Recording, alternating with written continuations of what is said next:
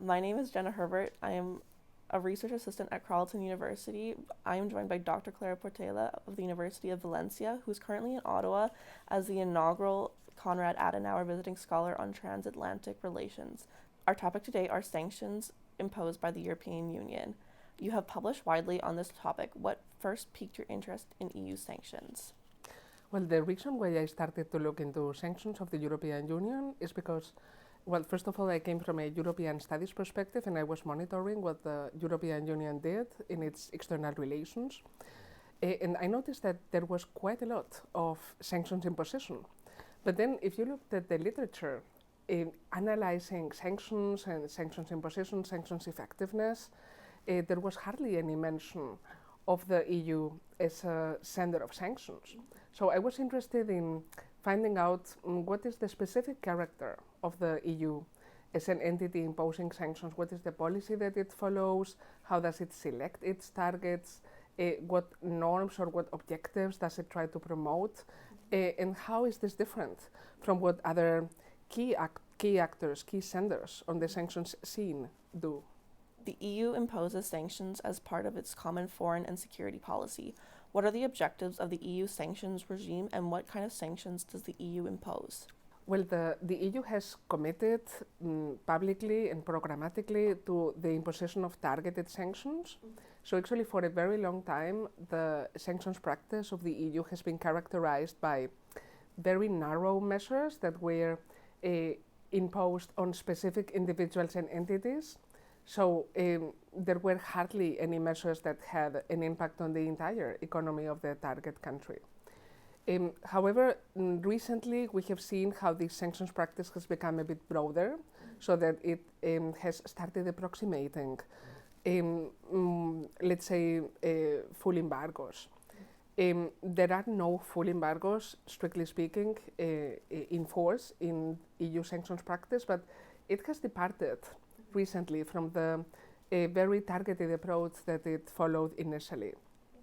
At the same time, there is still a lot of interest in equipping sanctions regimes, or at least sanctions legislation, with generous humanitarian clauses that allow for humanitarian actors to operate in heavily sanctioned jurisdictions. So that, I mean, there is also this humanitarian concern that is present. And interestingly, even though the EU has suspended or at least reduced aid flows in countries that are under sanctions, they still make sure that humanitarian aid is never interrupted.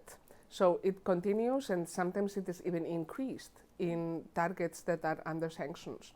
So probably this is one of the most distinctive features of the EU as a sender of sanctions. As far as the objectives are concerned, the traditional objectives that are best represented in the EU's record concern the promotion of international norms, particularly human rights, the promotion of human rights, well, respect for human rights, preservation of democratic standards, and this is something that it has in common with the US, so an emphasis on addressing situations of democratic backsliding in an effort to try to stop them or even reverse these trends. But the EU has also a record of imposing sanctions on conflict situations, particularly when the UN Security Council has been prevented from acting.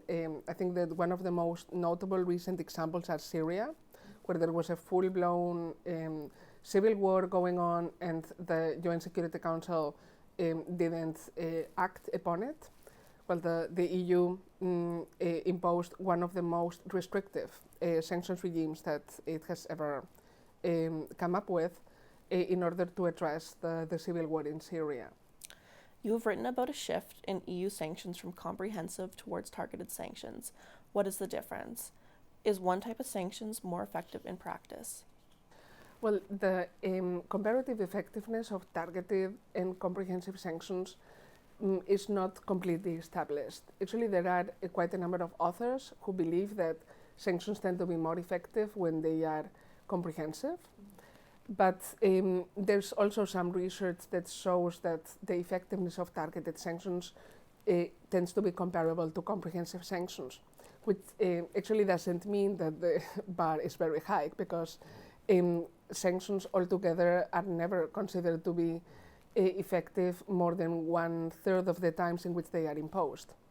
By contrast, there is a much more effectiveness, there is a much higher effectiveness rate when the sanctions are threatened, and the target reconsiders its position or implements reforms in order to avoid the imposition of sanctions. So in any case, the most recent research shows that the comparative effectiveness of targeted versus comprehensive sanctions is similar. Now, as far as the different nature of these tools are concerned, I mean, in principle, a comprehensive sanction is a full embargo that prevents any trade or finance flows from going from one country to another. So it's a full interruption of trade and finance, and these type of sanctions are rare in our days, but they continue to exist. So if we look, for example, at the US embargo on Cuba, this is a full embargo. It has always been a full embargo, and I mean, it has survived the development of targeted sanctions. Targeted sanctions, by contrast, tend to focus the harm that they inflict on specific individuals, elites, entities, sectors that are directly linked to the leadership that is responsible for the situation that the EU wants to redress or to which it wants to respond. So the idea is to spare the population, the civilian population as a whole, from suffering the effects of sanctions. Now, the thing is that between targeted sanctions and comprehensive sanctions, we can actually see that there are many stages. So sanctions can be more or less targeted. And basically what I was referring to a bit earlier is that the traditional practice of the EU over the past 30 years has been to impose sanctions very narrowly. And nowadays, even though they continue to be targeted, they are much broader. So they are much closer to a full embargo than they used to be in the past. How autonomous is the EU in setting its sanctions regime? To what extent and in what international forums does the EU coordinate sanctions with other actors in world politics? So the EU has a reflex of coordinating with other senders, and this is actually not very original, because actually every sender has an interest in getting other actors on board in order to increase pressure on the target. There's also a legitimacy aspect about it, so no sender wants to be isolated, but it wants to have the political backing of other actors. But the EU specifically or particularly highlights the need to, or the effort to try to get other senders on board. It is even written in the individual legislation that the EU will follow a policy of trying to get other countries on board. Now, most recently, the main forum for coordination of sanctions, and I mean, I'm talking particularly after the 2014 annexation of Crimea. The main forum for sanctions coordination has become the G7. So precisely because the G7 includes the North American partners of the EU, it includes 3 members of the European Union, including the most central ones, or the 2 countries that have a record or have a tradition of pushing integration efforts. So it's France, it's Germany, it's also Italy. And of course the UK, the member that left the EU and that continues to be interested in coordinating its sanctions. So actually this makes the G7 the perfect framework for sanctions coordination, also because it takes place at the highest possible level. One of the most prominent recent examples of EU sanctions are the measures imposed against Russia and in response to the invasion of Ukraine. What kind of sanctions have been imposed in Russia? Well, this is a question that would require a lot of time to answer. So basically, they have been economic measures. They have been also export controls, which tend not to get a lot of attention, but have actually been among the most influential measures. And then the standard palette of measures, or the standard toolbox that the EU has imposed on pretty much every target: visa bans, asset freezes, and also arms embargoes. Now the thing is that the sanctions regime, or the new waves of sanctions regimes that have been formulated from February 2022 onwards, they actually come on top of sanctions that had already been decided in 2014 in response to the annexation of Crimea. So let's say that the original waves of sanctions, they started already in 2014, and they have been frozen for quite a while. At the same time, between 2014 and 2022, there were new sanctions regimes adopted by the EU that didn't feature the name Russia on it, but that still had some Russian targets among the individuals and entities blacklisted. And then with the invasion of Ukraine in February 2022, what we have witnessed is a sanctions operation that is unprecedented, not that much in terms of the sanctions measures that have been decided, but in the speed in which this sanctions toolbox has been deployed. And basically, it is quite unprecedented for the EU to design so many sanctions packages one after the other. So as soon as one sanctions wave was agreed, the next sanctions wave started to be negotiated. So that basically the officials working on the design of these sanctions packages have been working non-stop from February to this date, which is something that departs from regular practice, where sanctions packages are normally reviewed once a year.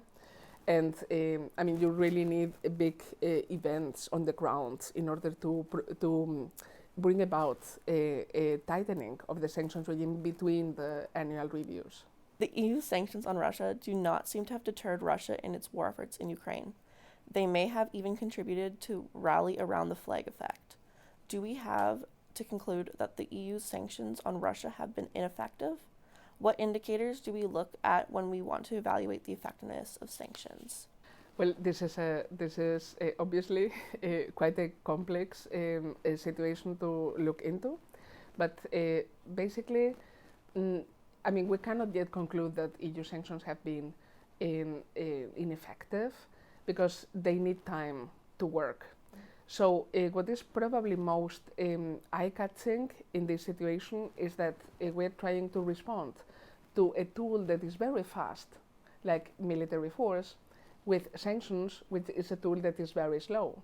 So even if sanctions are well designed and if they are far-reaching, they are no match in terms of effectiveness or immediate impacts to military force.